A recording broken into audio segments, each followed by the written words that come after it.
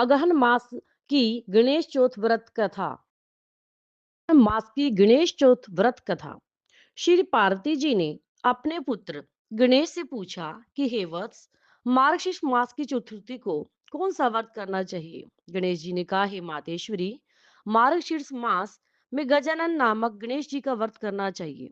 उस दिन निराहार रहकर चंद्रोदय होने पर चंद्रमा को अर्घ्य दे। दिन में जौ तिल चावल से साकल्य से हवन करें और उसके पश्चात अर्घ्य देने के बाद भोजन करें।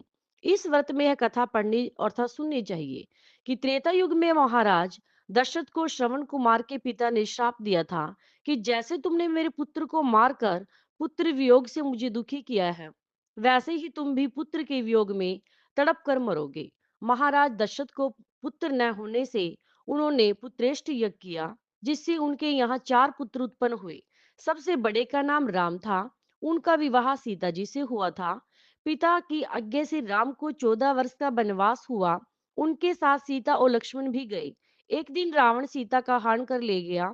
सीता के वियोग में दुखी होकर राम उन्हें ढूंढते हुए ऋष्यमुख नामक पर्वत पर पहुंच गए। वहां के राजा सुग्रीव से उन्होंने मित्रता की, जिसने वानरों के साथ हनुमान जी को सीता को ढूंढने के कार्य में लगा दिया। सब वानर चारों ओर सीता जी की खोज करने लगे। वन में घूमते हुए वानरों को संपाति मिला। संपाति ने पूछा कि तुम कौन हो, इधर क्यों आए हो। सब वानरों ने रावण द्वारा सीता का अपहरण और सीता जी की रक्षा में जटायु द्वारा अपने प्राण त्यागने की घटना सुनाई। संपाति ने कहा कि मुझे दिव्य दृष्टि प्राप्त है। मुझे समुद्र के पार राक्षसों की लंका नगरी में अशोक वृक्ष के नीचे बैठी हुई सीता जी दिखलाई पड़ रही है।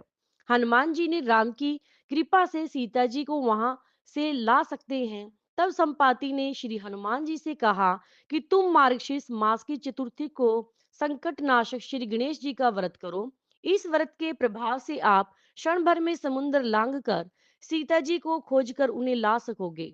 हनुमान जी ने श्री गणेश जी का यह व्रत किया और समुद्र को लांग कर राक्षसों से युद्ध कर सीता जी को ले आए।